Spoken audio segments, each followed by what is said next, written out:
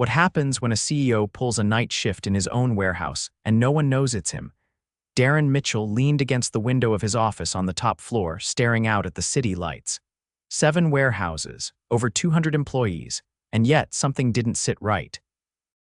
He bought the chain 5 years ago from a man who'd run it like a family business. Darren had grown it fast, upgraded systems, added locations, hired district managers, but the more hands-off he became, the more complaints trickled in. Most were minor: a late shipment here, a missing pallet there. But last week, he got a letter from a former employee at Warehouse 6 night crew. No name, just pages of scribbled accusations: favoritism, unsafe equipment, skipped breaks, and a manager who barked orders like a drill sergeant.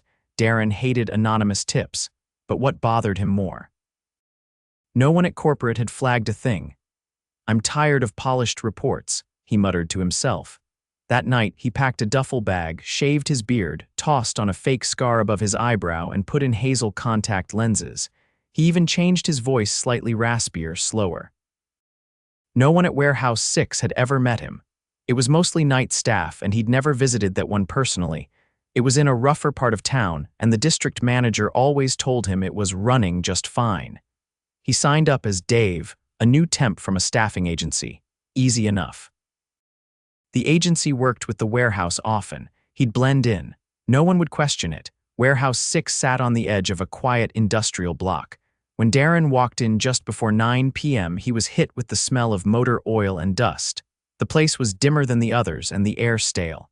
Cold, too. He spotted a group of workers stretching out near the loading dock. A woman in her early 30s with a ponytail and a clipboard stepped up. "You the new guy?" "Yeah, Dave, temp." She gave him a quick once-over. "Kayla Foster, lead tonight, follow me." She moved fast. "We're short tonight." "Again, you'll be with me. Just unload and scan. No questions." Darren nodded. "Got it." The shift started rough. The hand scanner he was given was glitchy. The wheel on his cart squealed every time it turned, and the safety vest he wore was 2 sizes too big. "Just deal with it," Kayla said when he asked about the scanner. "We've been putting in requests for replacements for months. Nothing changes." By midnight, Darren's arms ached. Heavy boxes, no lift help. A couple guys near him, Ben and Rico, barely spoke, just grunted and moved faster than seemed human. Kayla worked harder than anyone. She barely stopped moving, but the manager, he didn't lift a finger. "Let's go, let's go," a voice shouted from the top stairs of the main floor office. A tall man with slicked back hair and a Bluetooth headset leaned over the railing.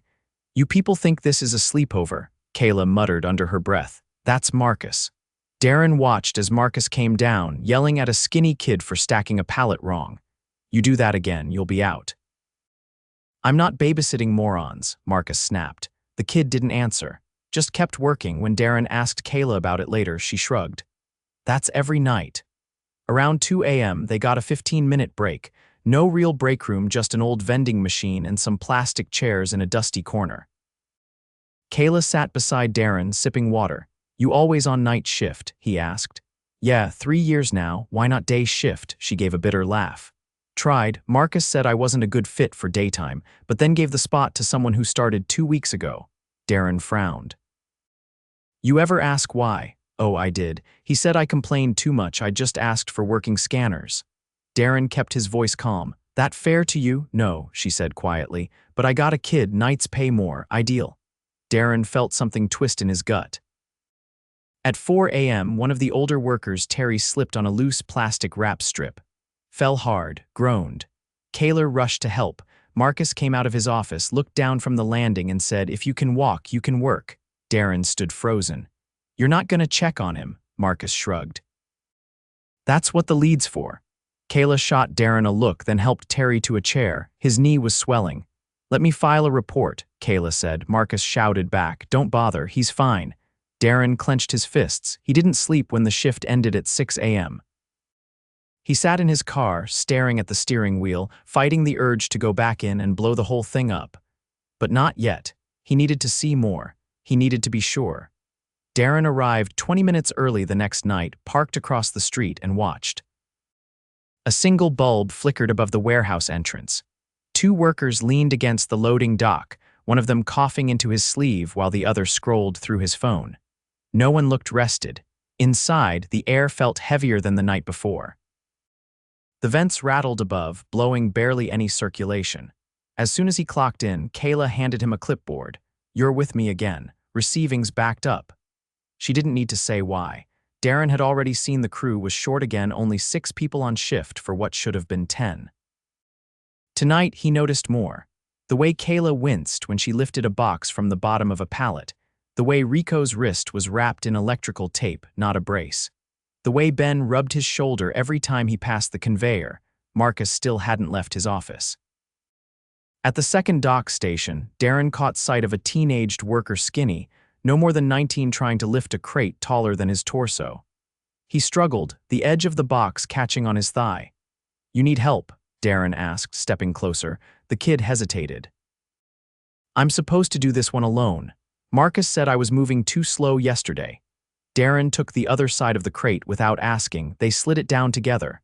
"What's your name?" Darren asked. "Kevin," he said, brushing his hands on his pants.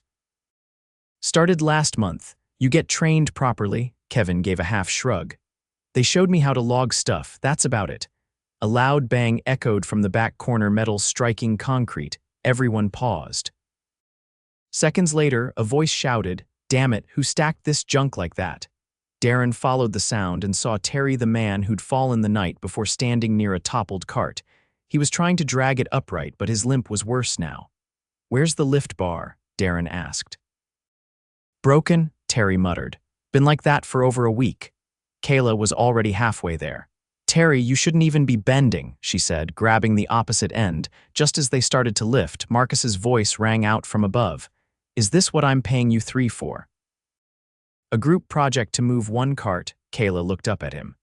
"The equipment's unsafe. He shouldn't even be on shift, then send him home. I'm not running a health clinic," Marcus snapped. "You want to keep him on the clock, that's your budget." Darren caught Kayla's jaw tighten as she went silent. She and Terry finished repositioning the cart without another word. By the 1 a.m. break, the mood had soured. Kevin sat with his head down. Rico was nursing his taped wrist. Kayla stood against the wall, arms folded. Darren approached her. "You ever bring this stuff up to the district manager?" "I've left voicemails, emails, nothing, no response. Once I got a reply saying they'd look into it. That was 2 months ago." Darren leaned in slightly. "You ever think about quitting?" She gave a dry laugh. "Every week. But I've got a 6-year-old at home. This schedule lets me pick her up from school." "Does she know what you do here?" Kayla looked away. "She thinks I sort mail. I don't want her picturing this." Before Darren could respond, Marcus walked past, holding a tablet. He paused beside Kevin's table. "You off the clock?" Marcus asked. Kevin looked up. "It's break." "Then you sit straight. Don't slouch like a damn lump." Kevin straightened immediately. Marcus nodded and walked off. Darren followed him into the main floor office. He didn't say a word until the door closed behind them. "You run this crew hard." Marcus glanced sideways. "What's your name again?" "Dave." "Temp." Marcus turned back to his screen. "Then you're here to work, not to critique." "I've worked a lot of places," Darren said. "Never seen a manager ignore an injury or bark at a kid for sitting wrong." Marcus scoffed. "You think I got time to coddle every soft back here? You don't like it, don't come back." Darren didn't move. "You threatening a temp now?" Marcus stood. "You got 5 minutes to get back on the floor before I call the agency and have you pulled." Darren didn't blink. "Got it." He stepped out and let the door close behind him. The rest of the shift passed slowly.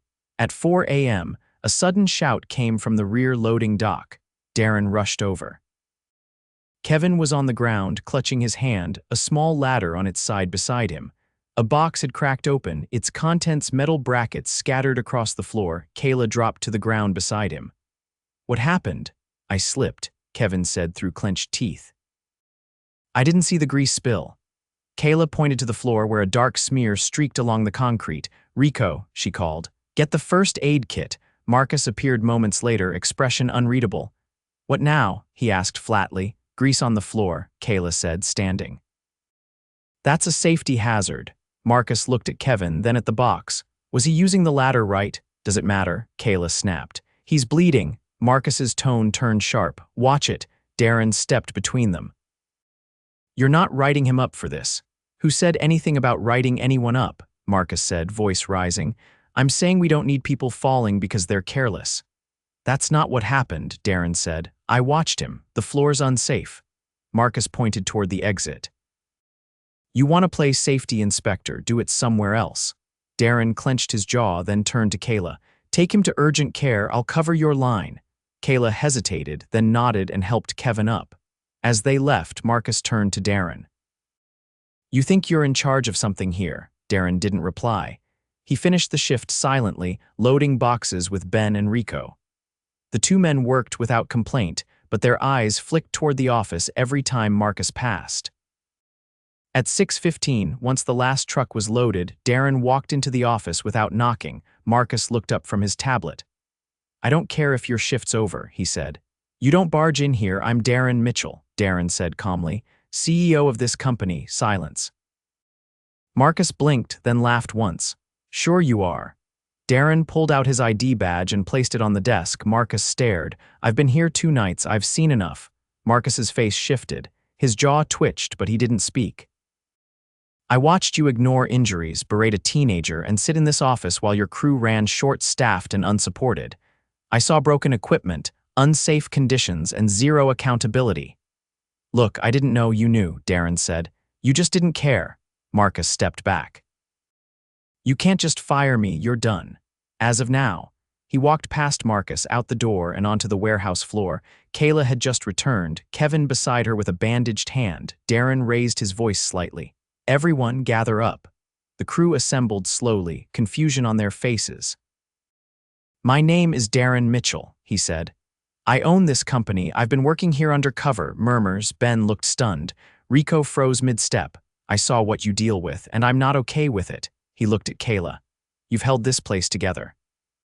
Starting next week, you're the new night shift manager. Full benefits, pay bump. We'll also be hiring 3 more people to fill the crew out. Kayla's eyes widened, but she said nothing.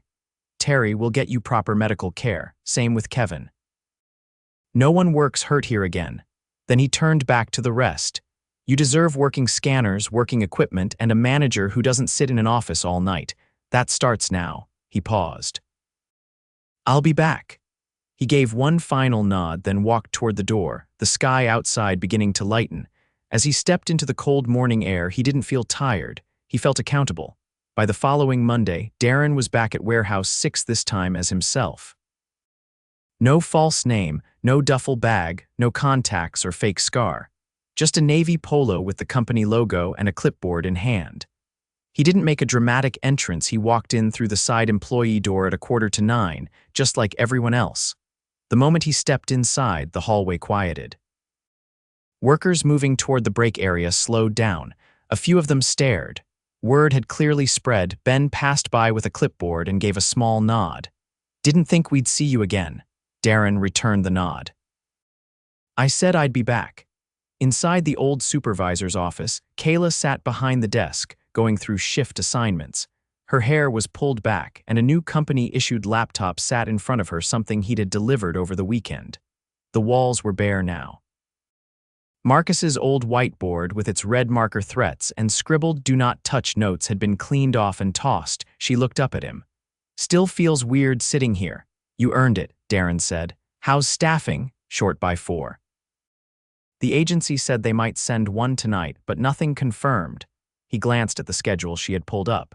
You're covering 2 roles in addition to supervising, just for tonight, she said. Rico's out with his wrist.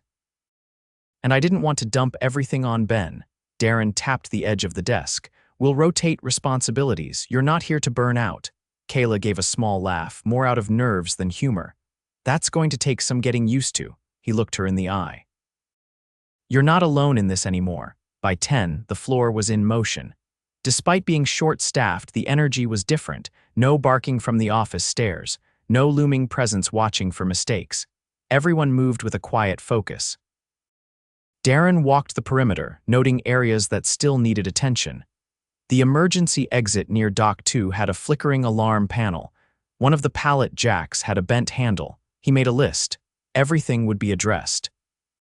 Near the main conveyor, Kevin was back, one hand still bandaged, but he was on light duty, logging inventory rather than lifting. A new steel toe policy had been posted near the lockers. Darren had pushed for it after reviewing the safety reports from the last 3 months. Too many injuries, too little response. As he passed, Kevin looked up and hesitated. "You doing all right?" Darren asked.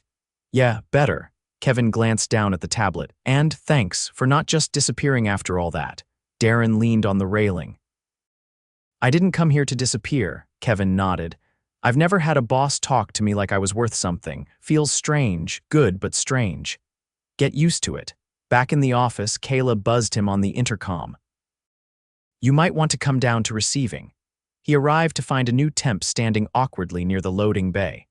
Early 20s, long sleeves, headphones around his neck.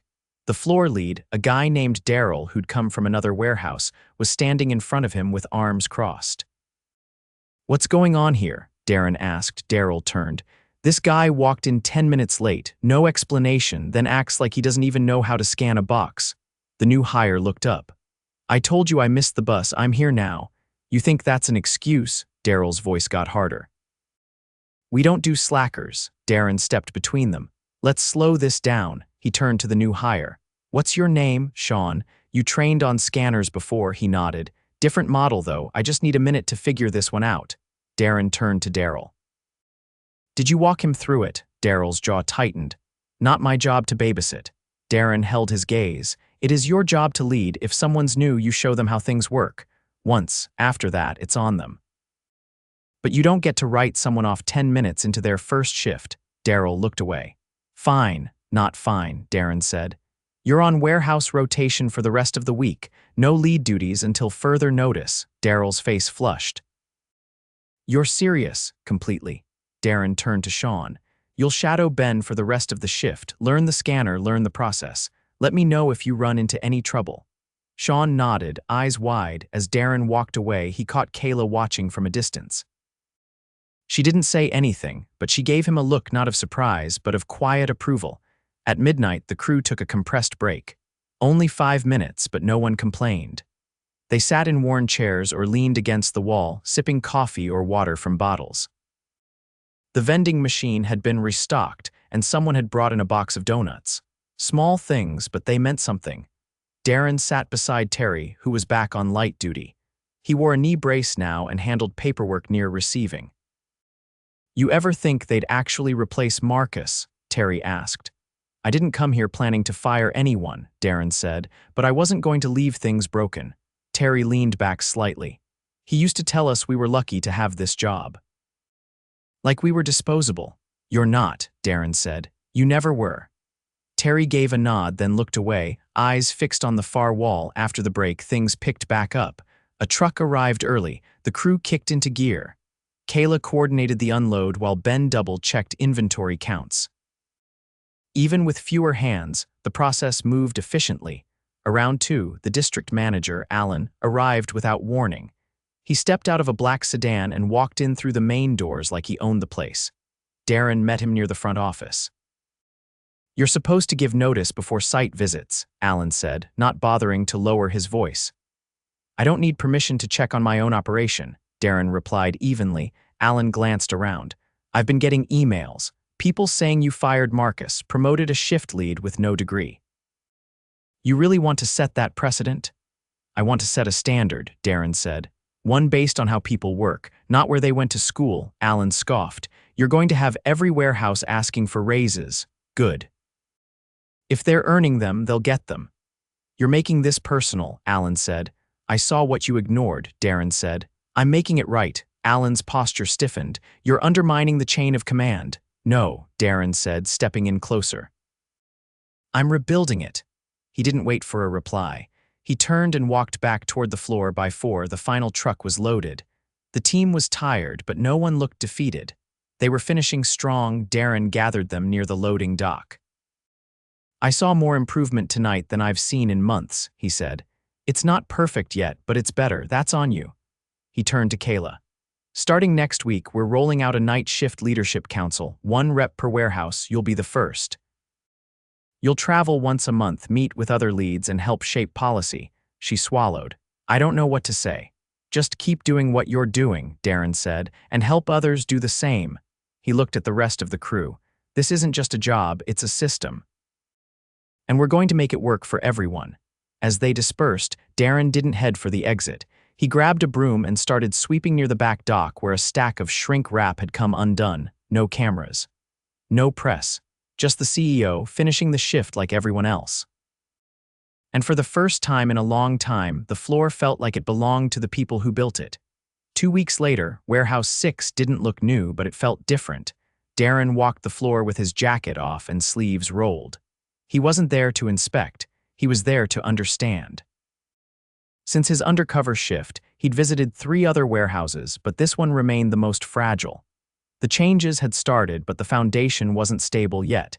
He passed Sean at receiving, now in his 2nd week. The kid had a steadier posture, eyes more focused. Ben was beside him, walking him through a new shipment protocol Darren had requested be tested here first before rolling it out. It was a way to reduce double handling and prevent overload on light shifts. Theory was one thing. Watching them apply it was another. Darren joined Kayla in her office, now with a functioning HVAC unit humming above and a second monitor on the desk. She was reviewing incident logs from the previous week. They finally approved the new jack lifts, she said. 2 on order. He leaned over her shoulder. That'll take some pressure off Terry, who's covering receiving Friday.